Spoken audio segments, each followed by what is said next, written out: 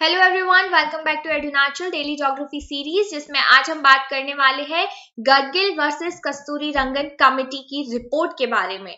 Right, तो Gadgil report और कस्तूरी रंगन report किस चीज से रिलेटेड है, सबसे पहले आपको ये पता होना चाहिए। हमारे पिछले सीरीज में हमने बात की थी वेस्टर्न घाट्स और ईस्टर्न घाट्स के बारे में, तो बिल्कुल आप सही सोच रहे हैं। गडगिल और कस्तूरी रंगन जो रिपोर्ट है वो वेस्टर्न घाट्स की इकोलॉजी को कंजर्व करने के लिए ही बनाई गई थी, और इन कमिटीज की रिपोर्ट में से किसकी रिपोर्ट गवर्नमेंट ने एक्सेप्ट की, क्या इनके फीचर्स थे, क्या रिकमेंडेशंस थी, ये सारी चीजें हम यहाँ पर डिस्कस करने वाले हैं। सबसे पहले बात करेंगे माधव गडगिल कमेटी रिपोर्ट की। माधव गडगिल कमेटी रिपोर्ट, नाम याद रखिएगा आप, कई बार पूछा गया है एग्जाम में। Western Ghats ecology expert panel के नाम से भी इसे जाना जाता है, और कॉमनली इसे गडगिल कमीशन के नाम से जानते हैं, क्योंकि इसके जो चेयरमैन थे वो थे माधव गडगिल। इसे बनाया गया था कि आप एक स्ट्रेटेजी लेकर आइए किस तरीके से हम वेस्टर्न घाट्स को कंजर्व कर सकते हैं। अब कंजर्वेशन की जरूरत क्यों पड़ रही है? क्योंकि वेस्टर्न घाट्स जो है वो हमारे इंडिया के इकोलॉजिकल हॉटस्पॉट का पार्ट है, यानी इकोलॉजिकल हॉटस्पॉट है। यहाँ पर बहुत ज्यादा डायवर्सिटी है फ्लोरा एंड फौना की। राइट, तो इनको कंजर्व करने की जरूरत थी। क्यों कंजर्व करने की जरूरत थी? क्योंकि ह्यूमन इंटरफेरेंस यहाँ पे बहुत ज्यादा हो रहा था। भाई, हिमालय जैसा माउंटेन एरिया है, ये भी हिमालय के कंपैरिजन में हाइट कम है, लेकिन यहाँ पर माउंटेन रीजन है, बायोडाइवर्सिटी बहुत ज्यादा है, क्लाइमेटिक वेरिएंस भी बहुत ज्यादा है। तो क्या हो रहा था, ऐसी जगह पे माइनिंग क्वेरिंग भी होती है, टूरिज्म भी बहुत ज्यादा होता है, काफी फैक्ट्रीज भी लग रही है, नई नई कंस्ट्रक्शन भी बहुत ज्यादा हो रहा है। तो किस तरीके से यहाँ की बायोडाइवर्सिटी को कंजर्व किया जा सकता है, ये सारी चीजें डिस्कस करने के लिए माधव गडगिल कमेटी को गठन किया गया अगस्त 2011 में। So remember this year also कि 2011 में ये कमेटी आई थी। की recommendations क्या है? It has designated the entire Western Ghats as an ecologically sensitive area. ESA याद रखिएगा, जब भी मैं ESA बोलूंगी यानी इकोलॉजिकली सेंसिटिव एरिया।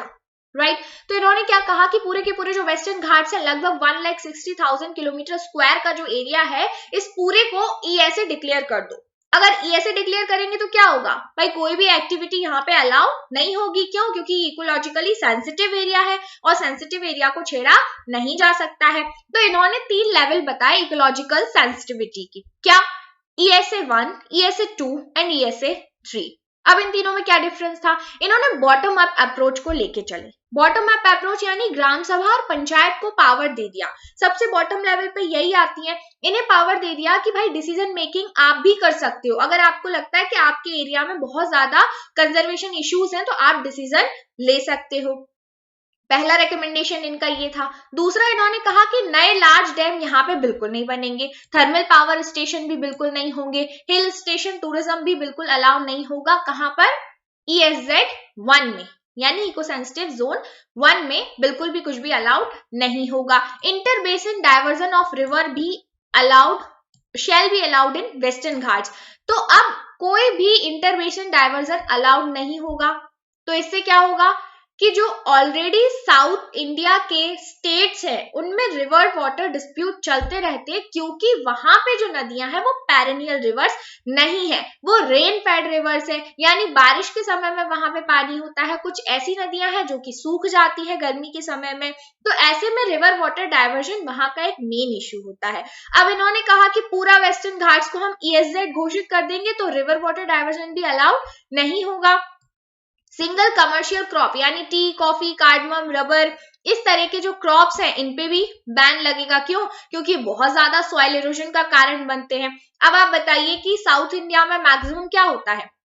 कार्डमम होता है, टी, कॉफी, पूरे कर्नाटक में सबसे मेन हब है टी कॉफी का। इसके अलावा मसाले बहुत ज्यादा होते हैं। अगर इस पे बैन लग जाएगा तो वहां के लोगों की इकोनॉमी कैसे चलेगी, जो कि सिर्फ उसी पे डिपेंड है।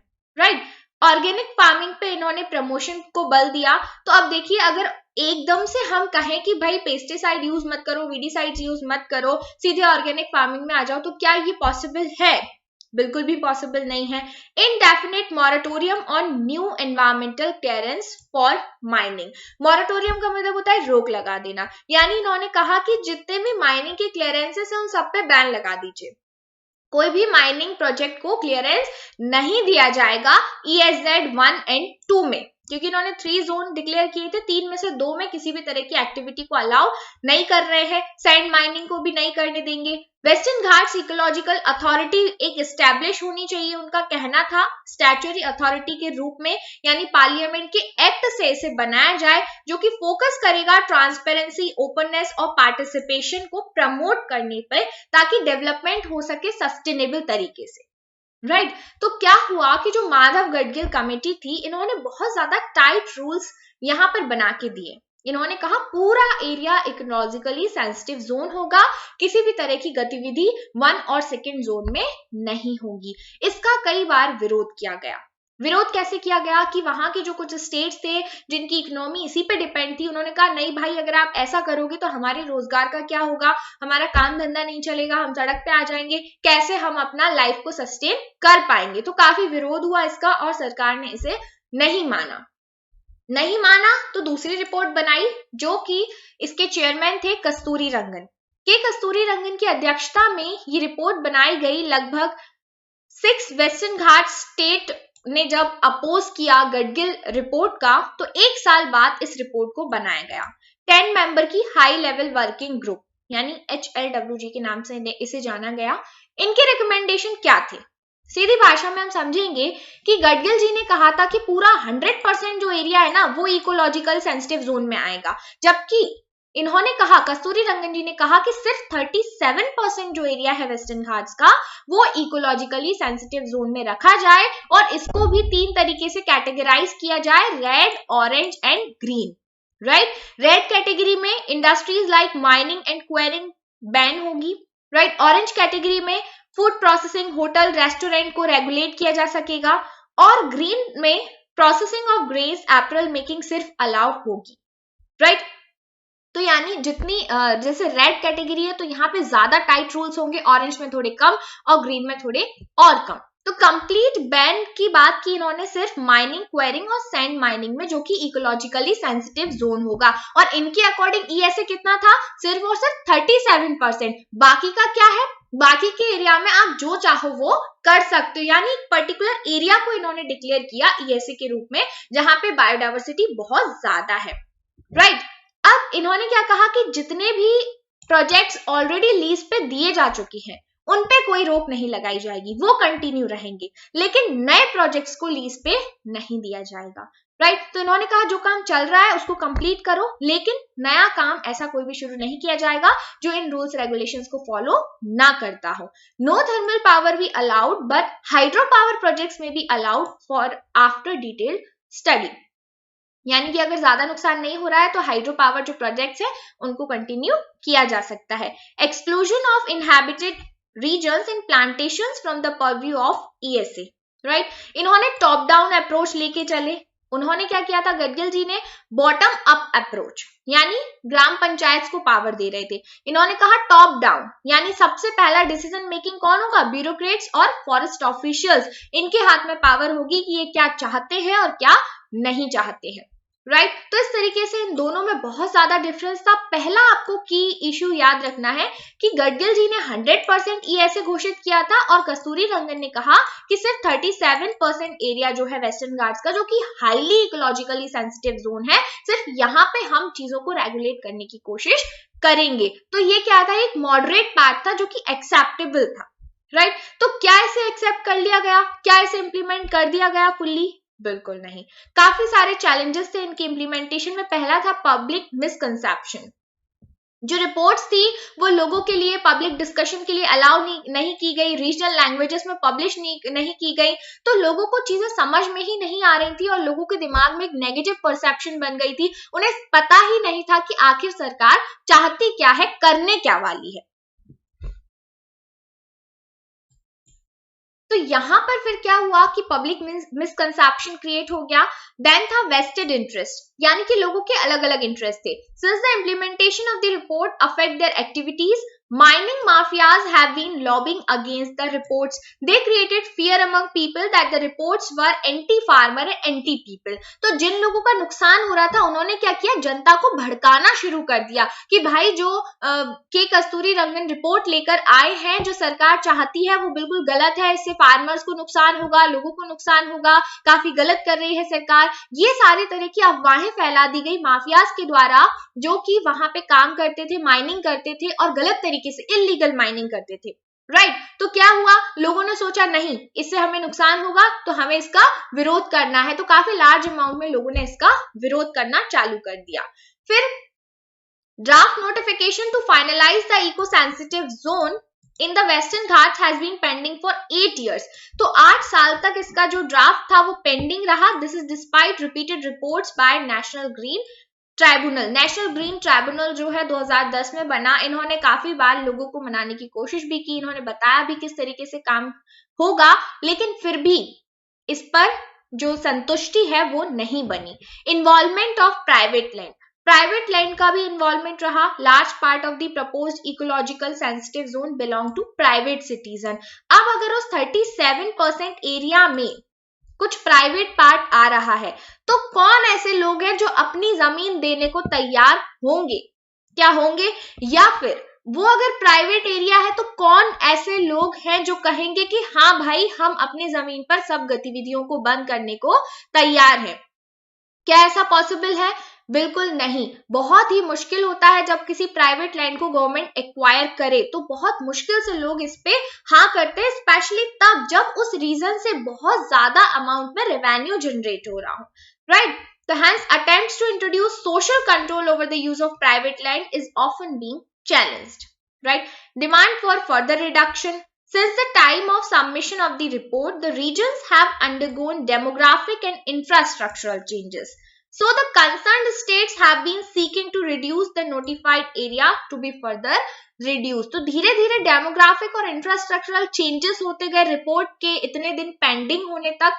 तो फिर लोगों ने कहा कि भाई इस 37% को भी आप रिड्यूस करने की कोशिश करो, क्योंकि जिस समय आपने रिपोर्ट बनाई थी अब वहां का एरिया वैसा नहीं है। Opposition by environmentalist. आप एनवायरमेंटलिस्ट क्या चाहेंगे, वो तो यही चाहेंगे ना कि ज्यादा से ज्यादा जो बायोडाइवर्सिटी एरिया है, जो एनवायरमेंटल एरिया है, उसे नेचुरल रहने दिया जाए, किसी भी तरह का इंटरफेरेंस ना हो। तो इन्होंने कहा कि गडगिल रिपोर्ट ज्यादा इको फ्रेंडली थी, ज्यादा एनवायरमेंटल फ्रेंडली थी, तो गडगिल रिपोर्ट को ही इंप्लीमेंट होना चाहिए, कस्तूरी रंगन जी की रिपोर्ट को नहीं इंप्लीमेंट होना चाहिए। तो फिर यहाँ पर फिर से एक दो लोगों के बीच में आर्ग्यूमेंट स्टार्ट हो गई, दो सेक्शन के बीच में आर्ग्यूमेंट स्टार्ट हो गई और कभी भी इस पर एक मत नहीं हो पाया, जिसकी वजह से आज तक ना कस्तूरी रंगन रिपोर्ट इंप्लीमेंट हो पाई है और ना ही गडगिल रिपोर्ट पूरी तरीके से इंप्लीमेंट हो पाई है। तो यहाँ पर क्या हुआ, Kasturirangan report was biased towards development. कहीं ना कहीं उन्हें ऐसा लग रहा था कि भाई ये डेवलपमेंट को ज्यादा प्रेफरेंस दे रहे हैं, बाइसनेस है इसमें। Right, Kasturi Rangan panel used remote sensing and aerial survey method instead of examining the ground reality. तो इन्होंने कहा कि भाई ग्राउंड रियलिटी तो देखो आप, क्या वास्तव में सिर्फ 37% एरिया को ही कंजर्व करने की जरूरत है? आपने तो सिर्फ रिमोट सेंसिंग के थ्रू डेटा लिया है, लेकिन वास्तविकता क्या है इसको भी देखना जरूरी है।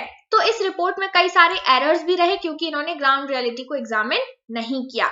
Hence they have been demanding the implementation of Gadgil report. तो एनवायरमेंटलिस्ट के नजरिए में, उनके पॉइंट ऑफ व्यू में था कि गडगिल रिपोर्ट ज्यादा सही है। किस नजरिए से? एनवायरमेंटल सेफ्टी के पर्सपेक्ट से। राइट तो फाइनल कंक्लूजन क्या निकलता है? In the debate between environment and development it is tough to achieve a perfect balance. This is very true. कभी भी आप सोचो कि हम एनवायरमेंट को और डेवलपमेंट को हैंड इन हैंड लेके चल सकते हैं क्या?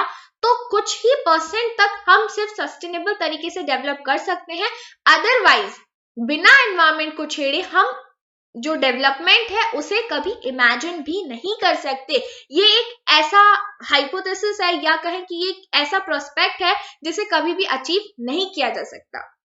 जस्ट लाइक आपने केमिस्ट्री में पढ़ा होगा आइडियल गैस इक्वेशन, जो सिर्फ थ्योरी में होती है बट प्रैक्टिकली कभी भी पॉसिबल नहीं है। तो वही चीज यहाँ पे सामने आ जाती है। However, the recent floods and landslips reported in Kerala and Karnataka is a wake up call. तो यहाँ पर जब देखा गया कि कर्नाटका में लैंडफॉल हो रहा है, लैंडस्लाइड हो रहा है, केरला में भी काफी फ्लड्स आ रहे हैं, तो पता चला कि नहीं भाई, जो एनवायरमेंट है उसे सिक्योर करना, कंजर्व करना कितना ज्यादा जरूरी है, जल्द से जल्द नेसेसरी स्टेप्स लेना जरूरी है। अगर हम सिर्फ डेवलपमेंट की तरफ फोकस करते रहे तो वो डेवलपमेंट किसी भी काम का नहीं रह जाएगा, क्योंकि कैटास्ट्रोफिक इवेंट्स इतने ज्यादा बढ़ जाएंगे। Hence, urgent measures must be taken for the protection of Western Ghats. The best way to do this is by implementing the recommendations of Gadgil Committee report. तो यहाँ पर फाइनल कंक्लूजन निकलता है कि गडगिल कमेटी ने जो रिपोर्ट दी थी उसे इंप्लीमेंट करना ज्यादा बेहतर होगा। खैर, इन दोनों में आज भी डिस्प्यूट जारी है, डिसआर्ग्यूमेंट है, तो क्या होगा आगे ये हम देखेंगे जब फाइनल डिसीजन आएगा। तब तक के लिए बने रहिए एडुनाचल पर। And this is all about today. Thank you so much.